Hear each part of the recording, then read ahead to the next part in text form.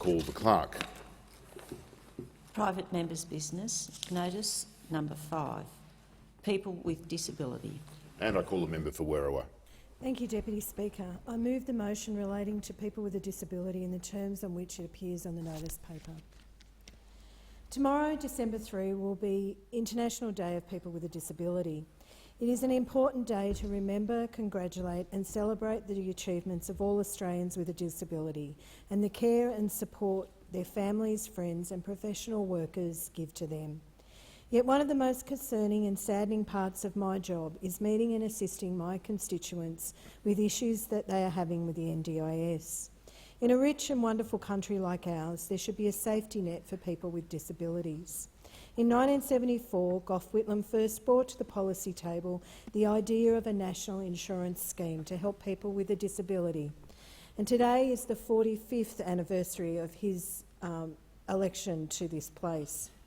This was not a flash in the pan for Prime Minister Whitlam, but a love for our country and a care for those who need it most. Yet Mr Whitlam was, in short, provided with a choice: Medibank, which we now know as Medicare, or a disability insurance scheme. While we know the outcome of that choice, Mr Whitlam had identified a need and a policy solution for Australians with disabilities. And after the Fraser government amended Medibank, Prime Minister Hawke made Medicare work.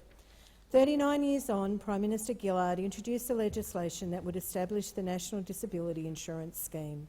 To quote the then Prime Minister Gillard, "This is a reform whose time has come, a reform that will deliver significant benefits to the people with disabilities, to their carers, their families and to the wider Australian community." It was an action that would be set in motion, a sweeping reform that would give Australians with a disability the choice of support and the product they need to have every opportunity of success.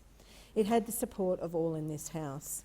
At the heart of the scheme was the empowerment of recipients, that they would retain that choice.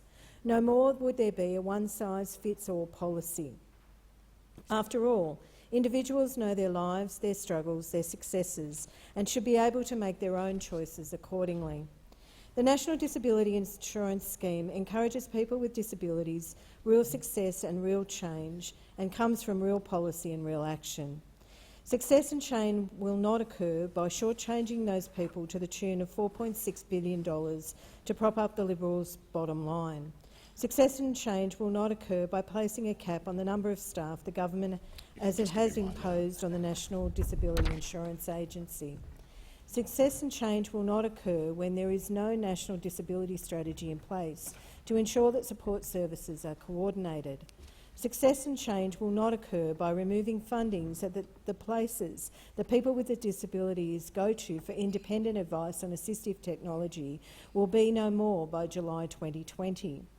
The NDIS has succeeded for some of my constituents, but it has been a fraught process for far too many. The NDIS is a safety net. It is a structure that means to support and empower people with a disability.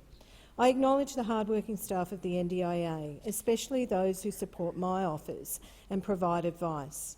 But the processes and systems seem to make it impossible for them to consistently provide the decision and funding in a timely manner for those who need it. But the modus operandi of this government is to strip, cut and slash funding and services that people need, and this is having a real impact on Australians with disabilities. Those slashes are also having a real and detrimental impact on my electorate of Werriwa. Constituents are consistently complaining there is too much paperwork, reviews are taking far too long, and people with English as a second language background are having extreme difficulty with the NDIS. In fact, one of my constituents came to me last week. He's a double amputee, and I've spoken about this gentleman previously in this place. He hasn't yet been approved by the NDIS for assistive technology, and he's stuck in limbo. And the terrible part about that limbo is it's been going on for 3 years, almost as long as I have been in this place. This government needs to step up to the plate and make sure that the NDIS and its agency have the appropriate resources to deliver the services and support that 4.4 million Australians need. Every Australian, especially on the day celebrating people with a disability, deserve that support. They deserve an NDIA and an NDIS that is properly funded, has processes that work for everyone so that all people with a disability have every opportunity to succeed like every other of their fellow Australians.